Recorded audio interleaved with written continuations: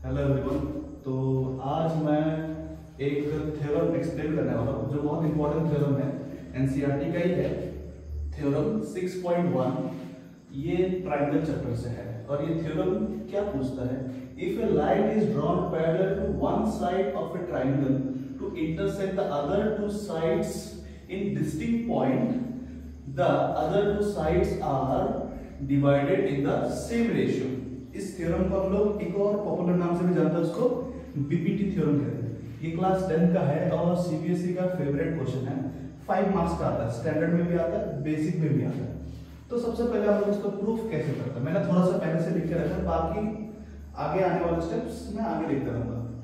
तो प्रूफ में हम लोग क्या लिखते हैं, we are given a triangle ABC in which a line is parallel to the side BC intersect the other two sides AB and AC and D and E respectively.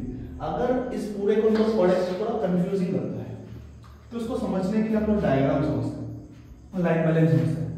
We are given a triangle ABC, we are given a triangle ABC, एक triangle है, triangle ABC in which a line is parallel, in which a line is parallel BC, BC के साथ एक line parallel है, तो BC कहाँ है, ये है, तो ये BC के साथ क्या पैरेलल है, DE पैरेलल है, BC के साथ DE पैरेलल है। Intersecting other two sides, intersect कर दो साइड्स को, कौन से दो साइड्स, AB और AC। कहाँ है AB, ये रहा AB और AC को इंटरसेक्ट कर रहा है दो डिस्टिंक्ट पॉइंट में, कहाँ से, D से लेके E तक। तो इसके बाद हमें एक्चुअली में प्रूफ क्या करना है, हमें प्रूफ करना है, मैं थोड़ा रब कर देता हूं, हमें प्रूफ करना है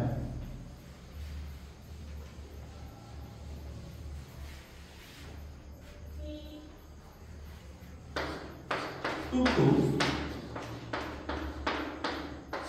हमें प्रूफ करना है AD by DB is equals to AE by EC। हमें प्रूफ करना है कि ये दोनों सेम रेशियो है, मतलब ये वाला पार्ट इस वाले के साथ इक्वल है और ये वाला पार्ट इस वाले पार्ट के साथ इक्वल है। तो इसको प्रूफ करने के लिए हम लोग कुछ चीजें कंस्ट्रक्शन करेंगे, एक्चुअली ऑलरेडी कंस्ट्रक्टेड है उधर में, मैं बस स्टेटमेंट बता दूं। तो लेट अस जॉइन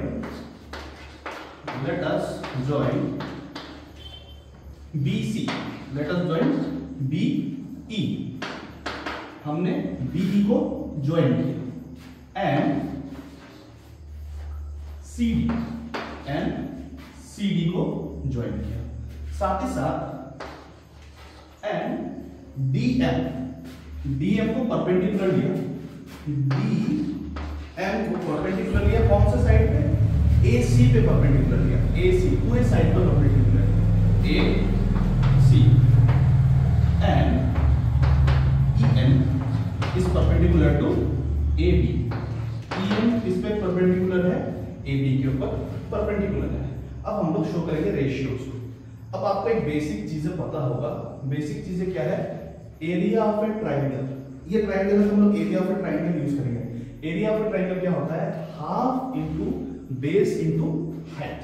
क्या होता है, half into base into height. आगे का चीज के लिए इसको रब कर रहा हूं, अगर आप लोगों को डाउट होता है वीडियो को पॉज करके देख लेना, नोट कर लेना। तो हमें पता है एरिया ऑफ ए ट्रायंगल क्या होता है, area of a triangle is half into base into height. Area का शॉर्ट फॉर्म होता है area of a triangle is equal to half into base into height. तो इसी चीज को यूज करेंगे। तो हम लोग क्या यूज कर रहे हैं, एरिया ऑफ ट्रायंगल ADE,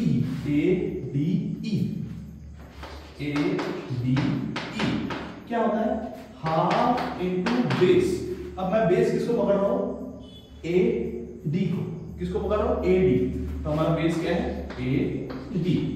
और मैंने पहले बताया था इस पूरे साइड का हाइट कौन है, EN है, कौन है, EN, इसको हम लोगों ने पकड़ो, इक्वेशन 1 पकड़ लिया, या फिर आपका चॉइस है, पकड़ो ना पकड़ो कोई फर्क नहीं पड़ता।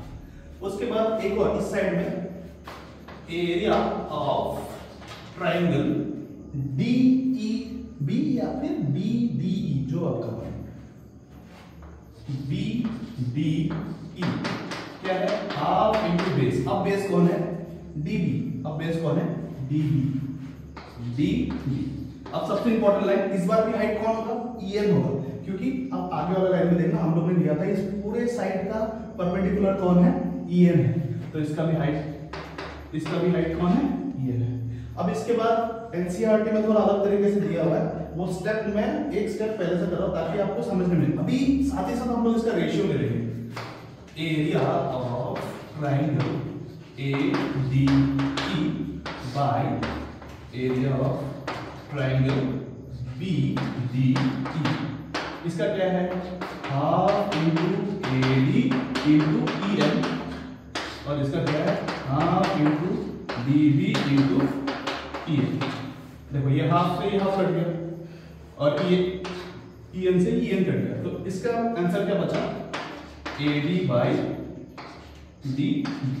तो इसको आप इक्वेशन 1 मार्क कर सकते हो।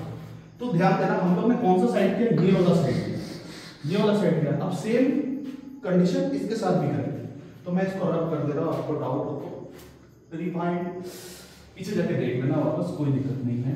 अब दूसरे साइड की करेंगे, ये इक्वेशन 1 को याद रखना, ठीक है। अब दूसरा साइड के लिए क्या है, एरिया ऑफ ट्राइंगल, वापस ADE या AED कोई फर्क नहीं पड़ता, area of triangle ADE half into base. इस बार हम लोग बेस किसको पकड़ रहे हैं, AE को पकड़ रहे हैं, बेस AE। अब जब इस साइड का बात हो रहा है तो हाइट कौन होगा, DM होगा, DM। Same area of triangle कौन सा, DEC, area of triangle DEC क्या है, हाफ इनटू, इस बार बेस कौन है, EC, और हाइट वापस DM। सिमिलरली हम लोग वापस रेशियो में लिखेंगे, मैं सीधा लिख रहा हूं, area of triangle ADE by area of triangle DEC। Same half, ये हाफ से हाफ कट जाएगा, ये DM से DM कट जाएगा, मैं डायरेक्ट स्पेस बचाने के लिए मैं डायरेक्ट लिख दे रहा हूं AE बाय EC। ये हम लोग का इक्वेशन 2 हो गया। अब सबसे इंपॉर्टेंट चीज जो एनसीईआरटी में भी लिखा हुआ है, इस लाइन को स्किप मत करना क्योंकि वो बहुत इंपॉर्टेंट लाइन है। अब देखो क्या है, दोनों का एरिया हम लोग इक्वल लिखेंगे, क्या लिखेंगे, दोनों का एरिया। ये मैं भी बहुत सारे बच्चों को पढ़ाता हूं, वो लोग ये स्टेप स्किप करते हैं, इसके चक्कर में मार्क्स कट जाता है। ये स्टेप बिल्कुल भी स्किप नहीं करना है, वो स्टेप ये है। सबसे पहले हम लोग लिखते हैं, ये लाइन तो सब लोग लिखते हैं, area of BDE is equals to area of DEC। अब ये इक्वल क्यों हुआ, ये लिखना जरूरी है। इक्वल क्यों हुआ, क्योंकि दोनों का बेस क्या है, सेम है। दोनों का बेस क्या है, सेम है। दोनों का बेस DE है, तो हमें लिखना है both are on the same base